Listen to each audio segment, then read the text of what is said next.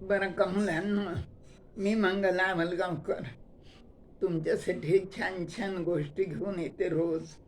आणि तुम्ही उत्सुक असता ऐकायला, हो ना? आता आज गोष्ट नाही सांगणार मी, पण आज ना स्वातंत्र्यवीर सावरकरांच्या आयुष्यातले 2 छोटेसे प्रसंग सांगणार आहे. प्रसंग छोटेच आहेत, पण आपल्याला खूप बोध देऊन जाणारे आहेत. तर स्वातंत्र्यवीर सावरकर एक रत्नागिरीला स्थानबद्धतेत असताना एकदा काय झालं, महात्मा गांधी त्यांना भेटायला गेले बरं का.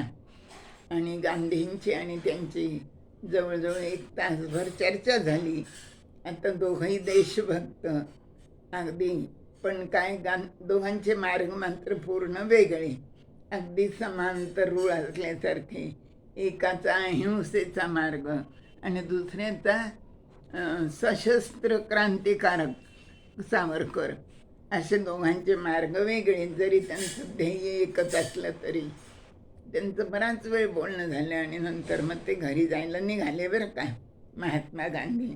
त्यावेळेला त्यांनी सावरकरांच्या पत्नीला बाहेर बोलवून घेतलं आणि ते त्यांना म्हणाले, मी तुमच्या पतीबरोबर 1 तासभर होतो म्हणे, पण तेवढ्या वेळात मी होरपळून गेलो म्हणे अगदी. आणि त्यांच्याबरोबर तुम्ही जन्मभर कशा राहता म्हणे, अशा इतक्या जाज्वल्य ज्यांची देशभक्ती आहे अशा माणसाबरोबर तुम्ही कशा राहता. आणि त्यांचं खूपच कौतुक केलं बरं का. तर खरोखरच स्वातंत्र्यवीर सावरकरांचं जीवन म्हणजे, संपूर्ण जीवन म्हणजे धगधगणारं अग्निकुंडच होतं अगदी. आणि त्यांनी म्हणलेलंच आहे ना, हे काय बंधू असतो जरी आता आम्ही, त्वच थंडिलीच असते दिधले बळी मी.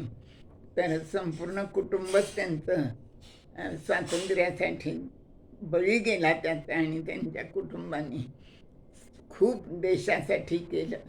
तर अशी ही त्यांची आठवणीत राहणारी भेट दोघांची. आता आणखीन एक प्रसंग आहे बरं का त्यांच्याच आयुष्यातला. आता ते स्वातंत्र्यासाठी सारखीच चळवळ सुरू होती आणि त्यांच्या गुप्त कारवाया चालू असायच्या. आणि इंग्रजांचं त्यांच्यावर खूप बारीक लक्ष होतं बरं का. आणि एकदा काय झालं, इंग्रज अधिकारी त्यांच्या घराची झडती घ्यायला आले. मग सावरकर म्हणाले, घ्या झडती, काय घ्यायची ते बाहेर येऊन सतरंजी टाकून बसले बाहेर. आणि बायकोला पण त्यांनी बाहेर हाका मारली, ये म्हणे इथं बैस, घेऊ दे त्यांना आपल्या घराची झडती म्हणून. तर त्या लोकांनी काय, त्या इंग्रज अधिकाऱ्यांनी विचारलं त्यांना, तुमच्या घराचा 7/12चा उतारा दाखवा म्हणे आम्हाला. असं म्हणल्यानंतर सावरकरांनी सांगितलं आपल्या बायकोला की घेऊन ये गं 7/12चा उतारा घरातून. आणि त्या गेल्या घरामध्ये आणि एवढं मोठं भेंडोळं घेऊन आल्या बरं का. आणि त्या अधिकाऱ्याने ते उघडून पाहिलं तर तो होता संपूर्ण भारताचा नकाशा. मग ते अधिकारी म्हणाले, अहो आम्हाला हा तर भारताचा नकाशा आहे म्हणे, हा आम्हाला नको, आम्हाला तुमच्या घराचा 7/12चा उतारा पाहिजे म्हणे.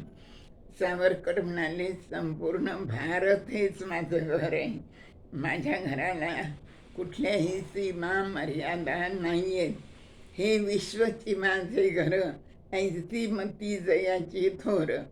असे त्यांचे प्रगल्भ विचार आणि उदार विचार होते. आणि त्यांचं हे उत्तर ऐकून इंग्रज अधिकारी अगदी खूप चाटच पडले, आश्चर्यचकित झाले. असे हे देशभक्त सावरकर. आणि त्यांच्या हे 2 लहानशा पण खूप बोध देणाऱ्या आठवणी आज मी तुम्हाला सांगितल्या. धन्यवाद.